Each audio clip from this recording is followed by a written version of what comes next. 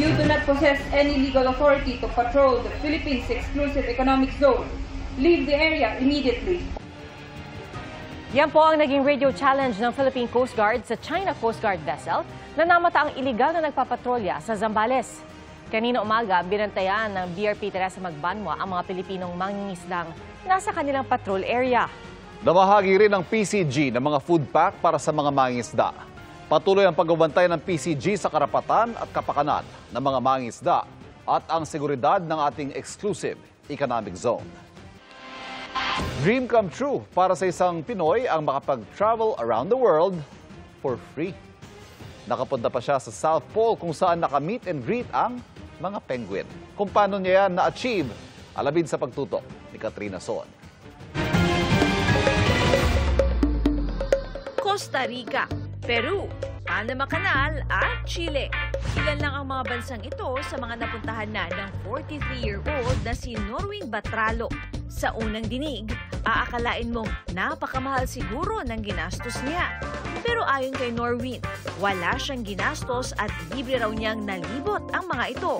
Wala po kaming expenses doon, wala kaming ginagastos kahit po single cents. So I am traveling the world for free.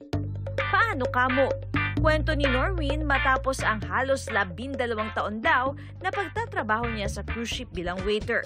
Inaya raw siya ng isang katrabaho na mag-apply sa isang expedition ship kung saan siya nagtatrabaho with travel on the side. Expedition ship po is not an ordinary cruise ship. We are focused on science, National Geographic, culture, historic. At ang nakamamangha, ilang beses na raw niyang naikutan ang North Pole at South Pole. Paborito nga raw niya ang pagpunta sa Antarctica na matagal na raw niyang pangarap. Marami kasi wildlife, animals at saka mga history na natatago sa Antarctica. At hindi siya basta-basta nararating ng kahit sinong tao because it's very pricey po talaga. At isa sa kanyang core travel memories, ang encounter niya sa mga penguin. Pinaka-memorable talaga is yung makita mo mismo yung mating season ng mga penguin, how they live and survive in Antarctica, paano rin sila umiwas sa mga predator nila. Kitang-kita rin namin yun personally. Marami raw siyang dapat na makita at matutuhan. Kaya sa kanyang work/travel/life, masasabi raw talaga niyang he is living the dream. At nais niyang maging inspirasyon din ng ibang gustong makapag-travel.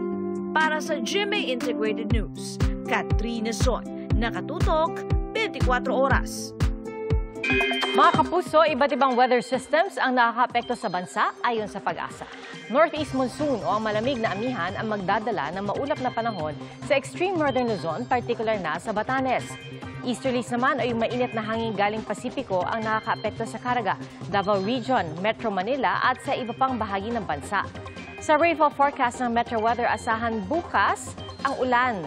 Diyan po sa Luzon, lalo na sa Kalinga, Cagayan at Aurora. At sa Visayas, may chance din ng mga pag-ulan ng light to heavy rains. Halos buong Mindanao, posibleng ulanin bukas.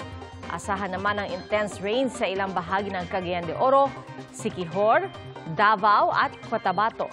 Kaya maging alerto sa banta ng baha at pagguho ng lupa sa mga lugar na yan. Sa Metro Manila, hindi naman inaalis ang posibilidad ng thunderstorms.